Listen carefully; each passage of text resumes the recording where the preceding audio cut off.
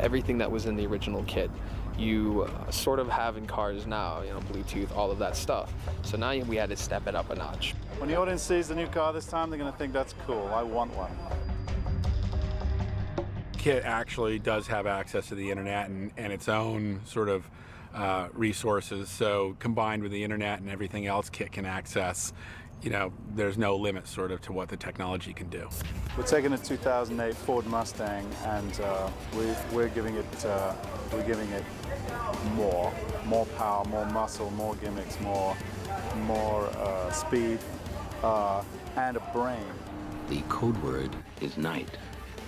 And KITT's totally logical, and that's the best part about KITT, is just that he's so obnoxiously logical. I've watched a lot of the older episodes, and I find him much more intelligent and much more involved in the action of the show, and has a great kind of sense of humor about the whole thing. I must make a stop. You know, we did stop an hour ago. If you had to go, you should have gone then. It likes to ask Mike difficult questions, but it's a little bit like Mike's conscience. Sarah said you were immature and selfish. She said that? The original was the Knight Industries 2000 was the acronym, so we've upgraded to the Knight Industries 3000. And so while embracing kind of that idea of the very logical, sensible voice, the new KITT will certainly have a few tricks up its sleeve. Satellite imagery suggests they are unable to continue the pursuit. Well, the original car was the Pontiac Trans Am, an '83, which that is still the original KITT. We have not messed with it at all. That was the KITT 2000.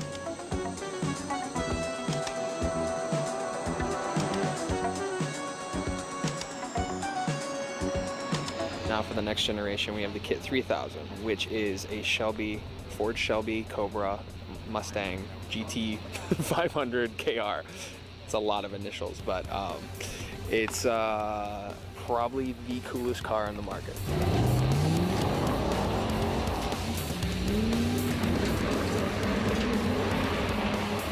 You start with the hood, we will change it out with some really muscular looking hood, and we'll change the front bumper and add spoiler configurations and sort of gimmicks that allow us later on to open things up and shoot weapons out and things like that.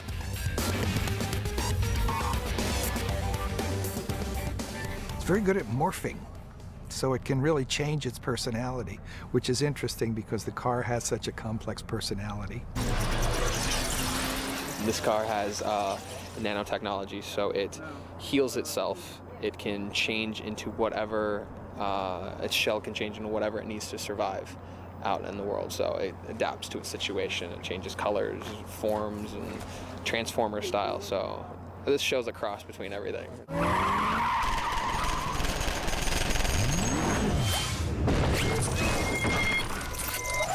He'll get shot by bullets and immediately fix himself. It's pretty cool. Like, glass will shatter and then repair itself.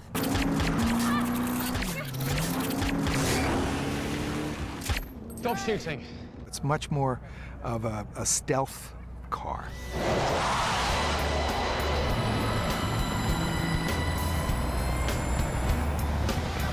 Also with the rear spoiler, that will be one of those things that will morph from something very normal looking to something really menacing looking. I think what's super cool about KITT is that he has access to, you know, the worldwide information highway. The idea of the supercomputer, now that everything's digitized, the idea of a supercomputer that can hack into any other computer kind of provided a lot of fun for us and gave us a lot of new avenues to play. KITT is able to find Mike Tracer based on some ATM transaction that he has.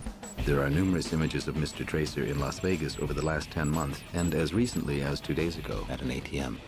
It cannot be the red flashing light, because I think we all agreed that would be just too close to the original. So, because it is a smart car, it's alive. So how about it shows somehow that it has a heartbeat.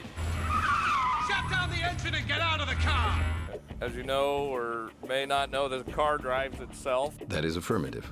Has an automatic pilot, and then it has a switch you turn, and then it doesn't drive itself. So it lets the human participate. KITT's got some fancy business going on. That's the remote-controlled one. it actually is driven by the little radio control that you would get at Christmas with your, you know, Tonka truck or whatever. It's driven by the exact same looking controller, which is really interesting because that you have absolutely no control. The doors open and close themselves. It's just, yeah, it's a little freaky when you get in it. And it takes off going 60 and the steering wheel's moving around. For a TV show like Knight Rider, you have to really keep a balance between showing that this thing can think and it's its own thing, and not crossing over to that market that today already exists. A thermal imaging scan of the motel is picking up 3 heat sources moving amongst the buildings. Where am I? Dave Andron, the writer, they let him get behind the wheel the other day, and he got to drive rather fast. Should I be saying that? Will I get him in trouble? Yeah, it's hopefully my turn soon.